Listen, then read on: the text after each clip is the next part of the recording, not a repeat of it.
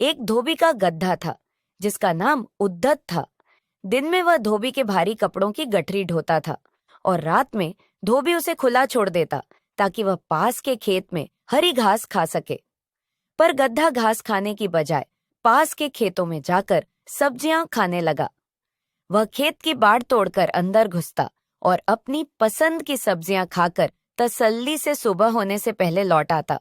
एक रात गधे की मुलाकात एक सियार से हुई। दोनों ने बातें की और अच्छे दोस्त बन गए।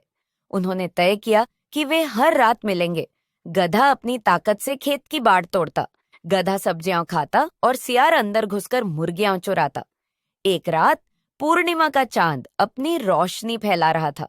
गधा आसमान को देखता हुआ बोला, भांजे, आज मुझे गाने का मन कर रहा है, कौन सा राग सुनाऊं? सियार ने गधे को समझाया, मामा, हम यहाँ चोरी करने आए हैं, चोरों को चुप रहना चाहिए।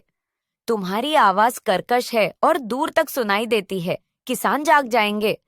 गधा नाराज होकर बोला, तुम जंगल के जानवर हो, इसलिए संगीत की कद्र नहीं करते। मैं अपना मधुर राग गाऊंगा, सुन लेना। सियार ने उसे बहुत समझाया, लेकिन गधा जिद पर अड्डा रहा। सियार समझ गया कि गधा नहीं मानेगा। उसने कहा, अगर गाना ही है तो मुझे बाड़ के बाहर पहरा देने दो। सियार तुरंत खेत के बाहर चला गया और झाड़ियों में छिप गया।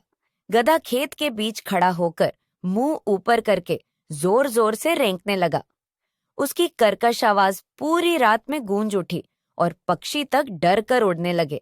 किसान जो अपने घरों में सो रहे थे, गधे की आवाज सुनकर जाग गए। चांद की रोशनी में उन्होंने गधे को अपने खेत में देखा। गुस्से में किसान डंडे लेकर खेत की ओर दौड़े। गुस्साए किसानों ने गधे को डंडों से पीटा। उन्होंने गधे की गर्दन में लकड़ी का एक भारी ओखल बांध दिया और उसे खेत से बाहर भगा दिया। गधा जैसे तैसे लौट रहा था, गर्दन में भारी ओखल लटक रहा था। सियार झाड़ियों से बाहर आया और हंसते हुए बोला, मामा, क्या शानदार राग गाया, किसानों ने तुम्हें नेकलेस का तोहफा भी दे दिया। गधा शर्मिंदा होकर सिर झुकाकर चल दिया। कहानी की सीख, हर काम का सही समय और स्थान होता है।